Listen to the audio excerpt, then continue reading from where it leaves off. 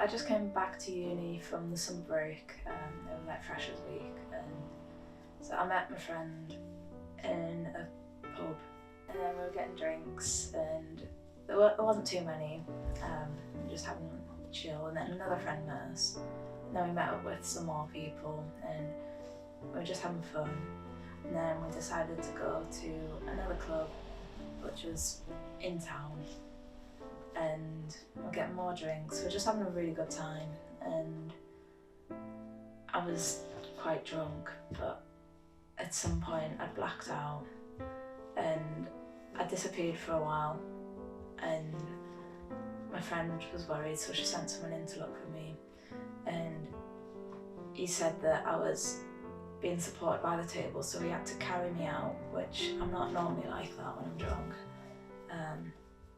And then he was carrying me, and then I said I was going to be sick, so he put me down, and I threw up all over him. And I'm not normally sick on a night out. I'm normally just stubborn, to be fair. But I was quite paralytic according to my friend.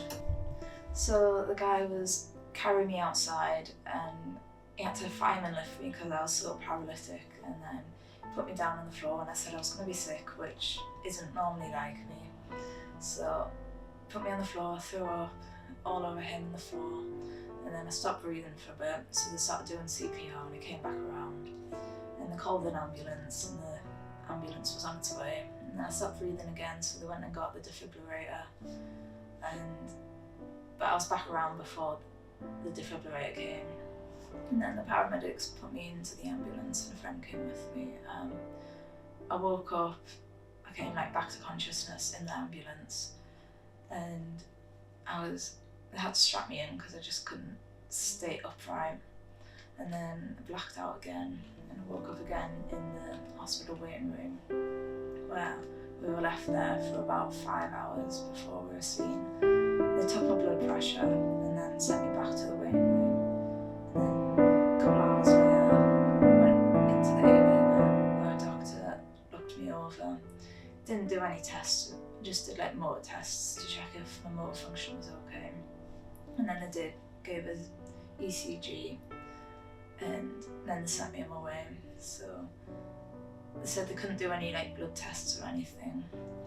And then I ended up back at my flat, and I had sick all in my hair, so I took a shower, and then I went home. So I was covering my drinks over the night, and I'm pretty sure it was a needle spiking because there was a mark on my arm. It's like a pinprick, and then it bruised around it. So I contacted the police, and they sent 2 police officers around a couple of days later so we could talk about it. And they were quite condescending, made me feel like I was just another uni student who got drunk, and I wasn't spiked, but I'm sure I was. And they've done nothing about it. They said they would investigate the place, but they did say that the CCTV there was horrendous, so they wouldn't be able to do much. And I've heard nothing about it since, and that was in September. So I still go on nights out now, but I'm obviously a lot more aware. I make sure I cover all my drinks and make sure my friends do. And the anxiety is quite big, and I was covering my drinks that night, but obviously it still happens, so I'm always hyper aware now and need a lot of support from my friends.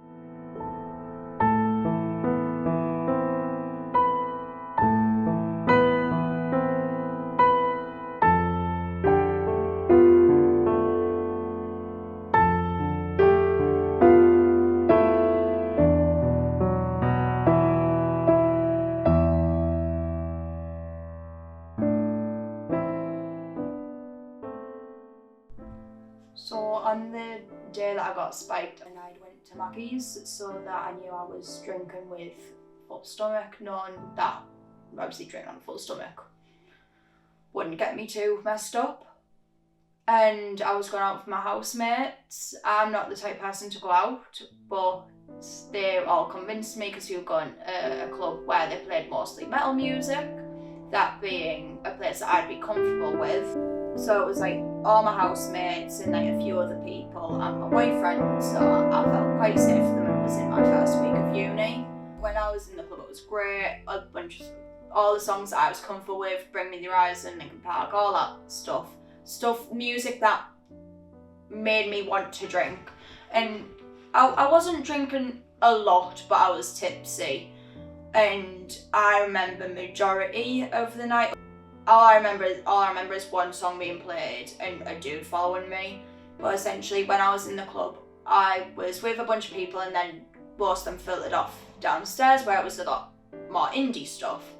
And I was okay with that because I saw another friend in the club that I trusted wholeheartedly and kind of stuck with her.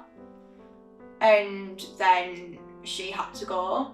And then at that point, I had a strange dude following me. I didn't recognise him, and he kept trying to talk to me, and I was just like, look, please leave me alone. I'm not really wanting to talk right now. I don't feel comfortable, and walked off. I don't remember seeing him again, but I know I was told he was following me.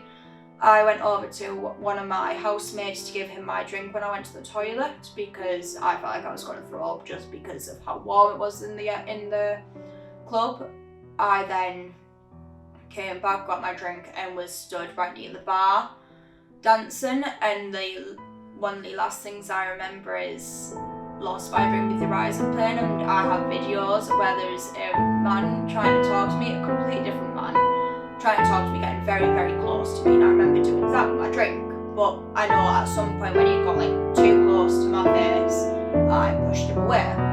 I then had to turn around and make sure, like, try and see if there was anyone else. I don't remember if I had my hand over my cup. After that point, I don't really remember much else. I only know what my boyfriend has told me, and that is that I went downstairs just saying about this dude creeping on me, and that I wanted to go, and that I had to sit outside of the club for a while and walk. And when he tried to pull me away from, like, try to stand me up, I was like a rag doll, and I was dead weight essentially. It took about an hour to do a 20-minute walk, not even, because he was essentially having to carry me. He didn't know at this point what was going on. He just assumed I drank too much. Apparently I blacked out. I was not responding to anything. He couldn't wake me up. It took someone splashing me with cold water to get me to even be coherent and to be conscious. I was quite stiff and he couldn't really pick me up. In the morning he told me he didn't call an ambulance because he didn't know where he was properly, and that he knew how to keep me safe, and that was what he was focused on at that moment because of my mental health issues. And after that I ended up with psychosis for a few days, and I remember being in my house for 5 days straight, refusing to leave because I was too scared to go outside, obviously not knowing what had happened or like what actually went on, only being able to get bits and pieces of story from people. But obviously that wasn't the first time I'd been spiked, but I didn't report that one to the police because I didn't know who the men were. I have videos, but knowing what the police were like the last time. When I got spiked the last time, I ended up blacking out. My mate brought me home. He stood on the doorstep with me, making sure that I was okay. I apparently said I was okay. Went to walk in the door and passed out, literally just collapsed. They had to call an ambulance for me, and the ambulance opened a police case. I got a call from the police 3 days later saying the case was being closed because there wasn't enough substantial evidence, even though it was fentanyl, I believe. I'm pretty sure it was fentanyl in my system. And that on top of BPD isn't great anywhere. If I hadn't have passed out like I did the first time, I would have said it was fentanyl, but obviously I have no clue. But because knowing the lack of substantial evidence, even the last time with evidence, there was just no point in reporting it. I just now refuse to really go out unless I've got my 3 close mates and my boyfriend, all of which are lads and all of which protect me with their life, just because of the bad experiences that have happened. But obviously I'm not. I'd rather just drink in the house now where I know I'm safe, and if anything happens, people know where I am and who's supposed to be with me.